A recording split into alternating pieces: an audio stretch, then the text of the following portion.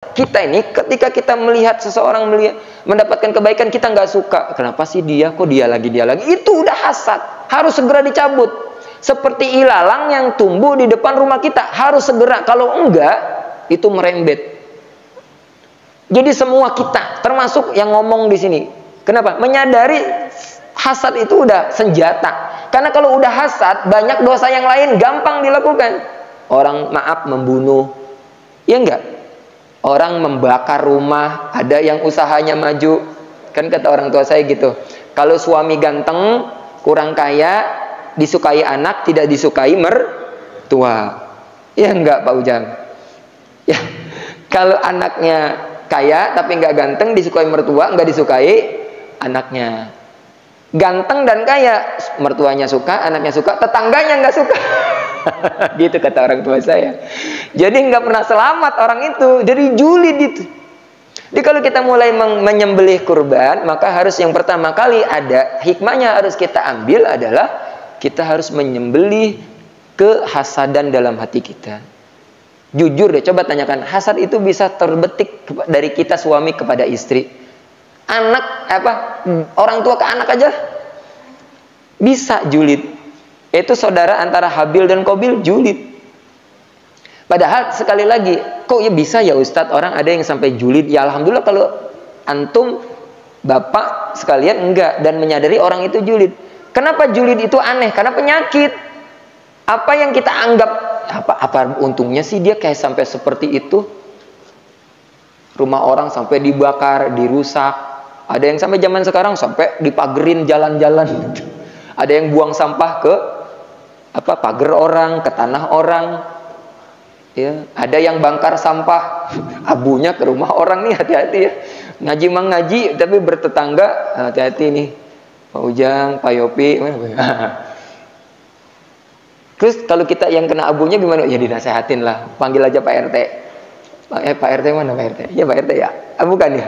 Kirain masih merangkap gitu Pak RT sama Pak DKM. Ya, cobalah janganlah. Kalau di Jakarta udah ada undang-undang pelarangannya ya. Mudah-mudahan di sini di Rajan Pak ini nggak ada yang nabun-nabun bakar-bakar sampah gitu. Ya kan gara-gara kehasadan itu bisa sampai bakar rumah orang, ya, pembulian dan seterusnya.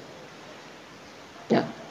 Bagaimana makanya kalau kita kuliti atau kupas kata inna a'tainakal kautsar, ya itu kan asbabun nuzulnya ketika Nabi kehilangan siapa? Kehilangan siapa? Kehilangan siapa? Kang, siapa Kang? Bapak mana Bapak? Siapa namanya? Kang Pak Jagal. Pak Indra. Pak Indra mana? Anaknya datang ya? Mana Bapak? Abi mana Abi? Oh. Ya. Siapa? Kehilangan Ibrahim. Ya, ketika Qasim meninggal, Abdullah meninggal, Ibrahim meninggal. Sedih sekali Rasulullah itu. Jadi konteksnya itu sama sedang korban perasaan dan kehilangan anak berat, Pak. Anak laki-laki aja. Makanya kan disebut Rasulullah terputus. Orang kafir bilang, udah Muhammad habis. Karena keturunan laki-lakinya udah habis. Tamat riwayatnya Muhammad, kata orang-orang kafir itu. Inna syani'aka huwal abtar. Sesungguhnya justru yang membenci kamu itu yang nanti terputus. Tafsirnya, konteksnya itu orang yang terputus itu orang yang membenci Islam, orang yang memusuhi Islam, orang di luar Islam itu terputus dari rahmat Allah. Berarti apa? Kalau terputus dari rahmat itu kan laknat. Kalau laknat itu jauh dari keberuntungan. Tapi Ustadz nyatanya kenapa justru yang nggak beruntung orang Islam seolah-olah?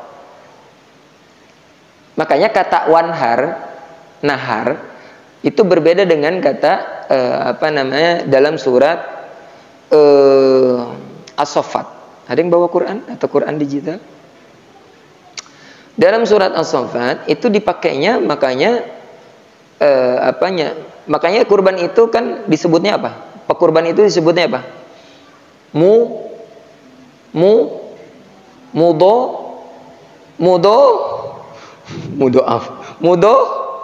Mudohi. Ya, orang yang berkurban itu disebut mudohi. Ya. Ya, disebut mudohi. Makanya dalam surat As-Saffat itu berbeda dengan konteks As-Saffat ayat 100 ya, yang tadi ya.